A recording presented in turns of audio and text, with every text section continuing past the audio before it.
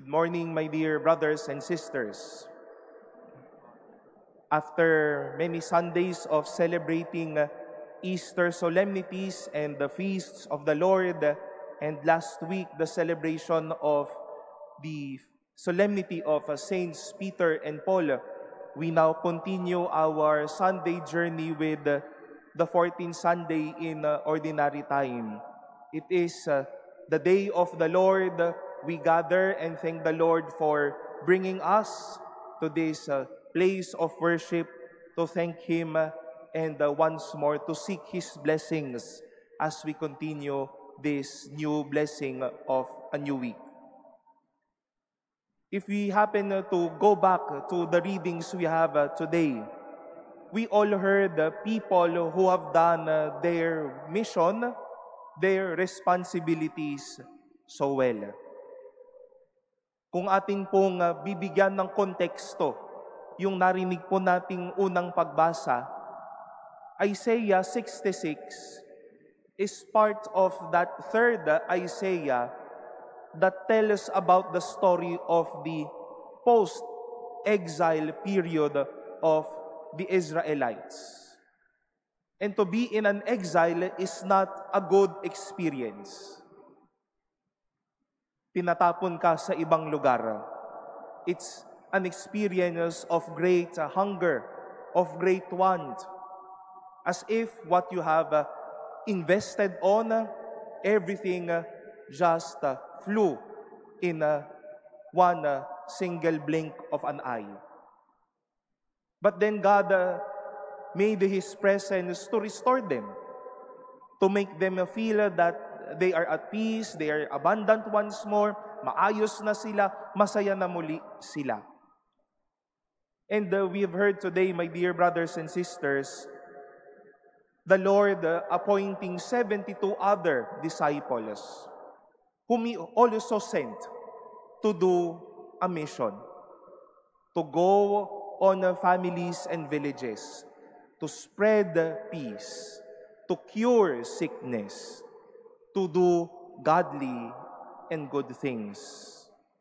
And once more, all of them did their mission well. They did their job well. Nagawa nila ang kanilang mga dapat gawin. But then what now? After doing good things, or after doing your mission well, what now is our next step? It was not about bragging rights. It was not about pagyayabang. The Lord, the 72, returned to the Lord after their mission, telling the Lord, Lord, we have seen that the demons are subject to us because of your name. Masaya sila dahil nagawa nila ang kanilang dapat gawin. Masaya sila dapat dahil yung mga kaaway, yung kasamaan na nawala dahil sa pangalan ni Jesus. They were happy because they have just done their mission so well. But my dear brothers and sisters, towards the end, the Lord reminded them, rejoice not because these spirits were subject to you, but because your names are written in heaven. Doing good, doing our mission, doing something great to others is not about bragging rights. It is not about making a name. It is not for us, because I have done this, I will be famous. No.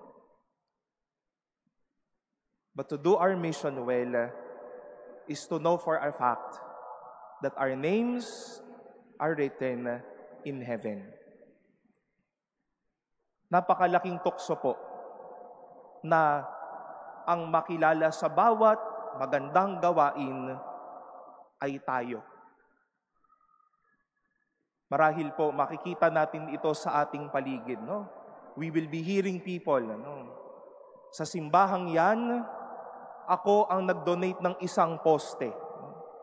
At magagalit kapag wala ang pangalan sa poste. May makikita po tayong mga simbahan dyan ho sa mga pews na upo-upo ninyo, no? Noong mga unang panahon, no? Meron ho mga plate-like material, no? Nakalagay, donated by this, by that. Nakalawang lang, fruit tayo magagalit. Bakit wala ang pangalan ko? Pinaghirapan ko tong upuan na ito. Then we will be seeing this, no? This is the program that I made. This is the basketball court that I made. This is the waiting shed that I made. Yung pangalan ho, through the course of time, mawawala ho yan. Papalitan ang pangalan, marahil mabubura, marahil makakalimutan. Kung ganun po ang iniisip natin, kapag kagagawa tayo na maganda at mabuti, pag-isip-isipan ho natin na think twice about that. Magdodonate ako para ako ang famous. Gagawa ako ng maganda para ako ang makilala.